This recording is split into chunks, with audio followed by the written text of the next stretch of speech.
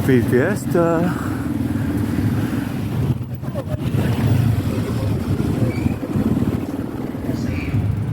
Yan ang pagmamahal na nabingisnan nila. Kaya okay lang na Okay. magpalupitan kasari ng Panginoon. John chapter 15, pag-ibig ng isang kaibigan na nag-aalay ng kanyang sarili.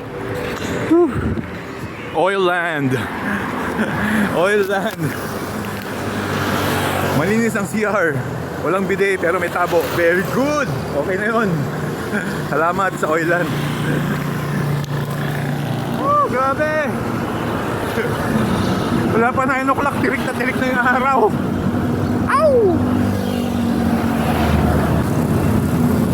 Ayan oh. Oh, look. Ow! Aroy ko po. Lap 45.